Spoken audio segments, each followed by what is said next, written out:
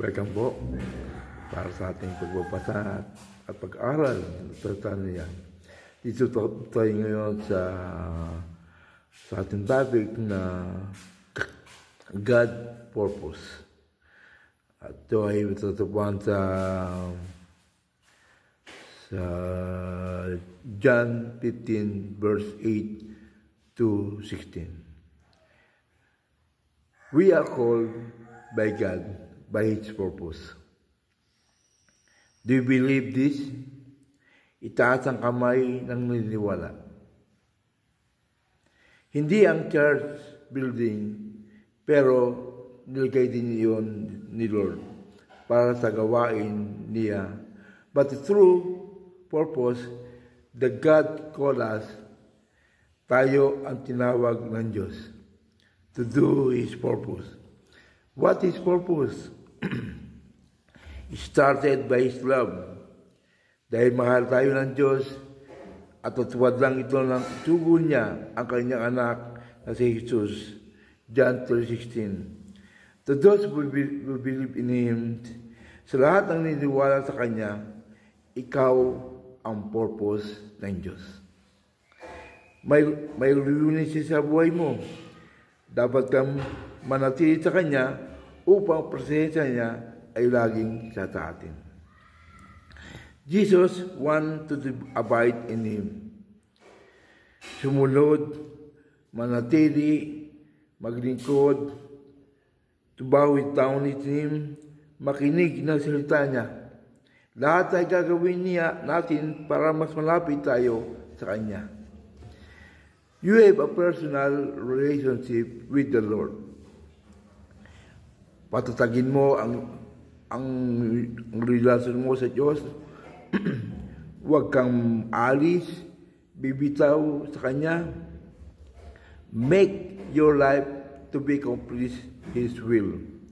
Make a goal that will continue to serve to Him. Do make a devotion life always, every day. Worshipping truly. Do a holy life. Make best to Him.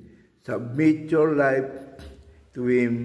Obey Him because you are God's purpose. He chooses you. He chooses us to do His great purpose. Say, great purpose. Dakilang layunin. The Church of Christ has a great purpose in this world. Hindi ito palamuti lang. Hindi ito nakatayo lang. Jesus said to His disciples, go, humayo kayo. Masuto ng Diyos ang puno ng sanga ay namumunga. Tumami ang bunga. God want to be a fruitful Christian. Tumadami, malago, at namumunga. Say, fruitful Christian. Dapat nagbubunga ka. Hindi lang bunganga ang gagamitin mo. Dapat may gawa. Hindi ngawa lang ng ngawa. Ang kanyang great purpose, mission, para ma-accomplish niya ang goal na lahat ng tao ay makilala at tanggapin siya. So, preach Jesus, do to others. Share Jesus to others. John 17 verse 20. Share Jesus to your family. Bago ang iba. Share Jesus to your friend, co-worker, office mate, schoolmate, relative, neighborhood, etc. Accomplish the purpose.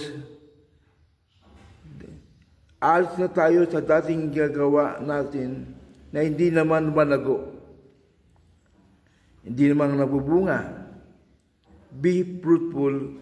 We are not doing what is great purpose, mission of our Lord Jesus Christ, to win more souls. Amen? to make them a truly disciple of our Lord Jesus Christ. Lahat tayo magpapagamit kay Lord. Hahayo, agugunga, lalago, upang maparangalan natin siya. Amen? Sa Diyos po ang papuri, sa Diyos po ang pasalamat. Thank you po.